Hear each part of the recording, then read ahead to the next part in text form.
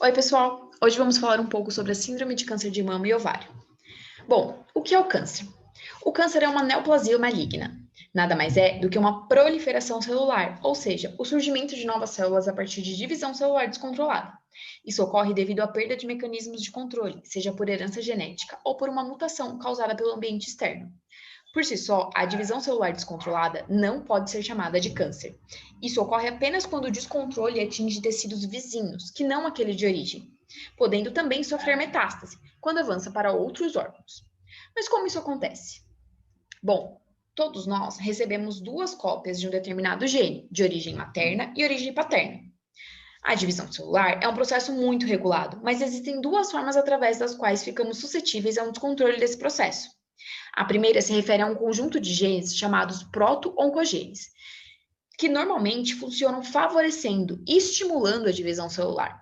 Se por um acúmulo de mutações ambientais ou herança genética esse gene é mutado, a proteína codificada a partir desse gene perde sua função biológica e, portanto, pode levar ao desenvolvimento do câncer. A mutação em apenas uma das cópias é suficiente para levar a uma superativação da divisão celular, causando tumor maligno. Além dos proto-oncogenes, existem também os genes supressores de tumor, que normalmente funcionam regulando a proliferação celular, inibindo-a ou desacelerando-a. Nesse caso, é necessário perder a função das duas cópias de um gene para que ele seja potencialmente o causador de um câncer.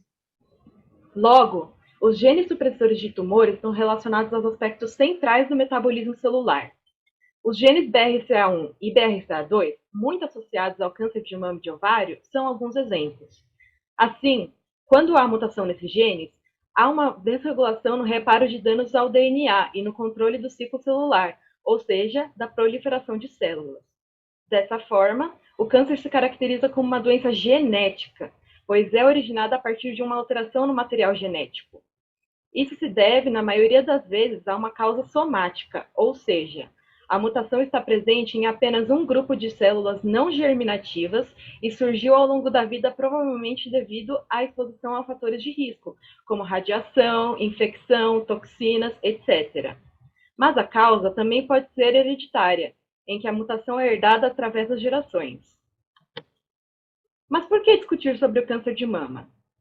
É um assunto de muita relevância, pois, no Brasil, segundo o Instituto Nacional de Câncer, INCA, o câncer de mama também é o tipo de câncer que mais acomete as mulheres no país depois dos tumores de pele. Para 2019, foram estimados 59.700 casos novos, o que representa uma taxa de incidência de 51,29 casos por 100 mil mulheres. Focando um pouco mais agora nos genes BRCA1 e BRCA2, que, como já foi dito, codificam importantes proteínas responsáveis pela regulação do ciclo celular e do reparo do DNA. Logo, são de extrema importância também para o controle celular.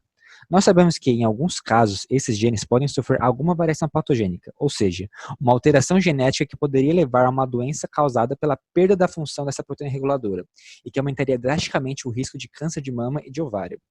Essa variante patogênica dos genes BRCA1 e BRCA2 especificamente é caracterizada por ser autossômica dominante. Mas o que isso quer dizer? Uma variante tripadão de herança autossômica dominante significa que é necessário o indivíduo ter apenas uma cópia dessa variante para desenvolver o fenótipo específico. Além disso, é importante dizer que apesar da penetrância dessa variante patogênica ser alta, ela é incompleta, ou seja, é possível que portadores da variante nunca venham a ter a doença causada por ela, sendo outras variáveis como sexo e idade importantes para a ocorrência da doença. Em questão da detecção precoce e prevenção, é muito importante o incentivo do autoexame e exames clínicos de mama, da mamografia e do ultrassom transvaginal anual.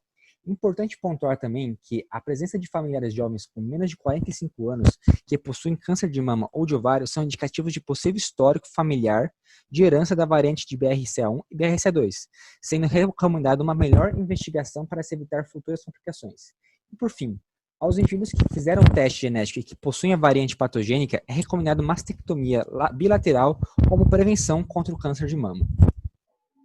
Além dos já citados BRCA1 e 2, genes esses raros na população, mas de alto risco, onde a mutação em um deles por si só já é suficiente para o aparecimento de neoplasias, outros genes também geram susceptibilidade ao câncer de mama.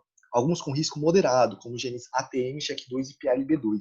Outros ainda, mais comuns na população, que são os polimorfismos de nucleotídeo único, isto é, afetam apenas uma única unidade de DNA. Individualmente, essas variações adicionam muito pouco ao risco de câncer, mas em conjunto apresentam drasticamente o chamado risco poligênico. Sobre o aconselhamento genético, a investigação do genoma é aconselhada em alguns casos, principalmente para pessoas que possuem histórico pessoal familiar de câncer em idade jovem, menor que 45 anos. O geneticista dará as informações sobre a conduta terapêutica, cálculo de riscos para parentes e encaminhamento para apoio psicológico se necessário. Para casais que pretendem engravidar e possuem um gene de risco, é possível fazer o teste de pré-implantação durante a fertilização in vitro. Felizmente, hoje é possível prevenir casos de câncer de mama hereditários através do teste genético. Para casos somáticos, o câncer de mama detectado precocemente possui um excelente prognóstico após o tratamento oncológico. Conscientize-se e faça o autoexame. Muito obrigado.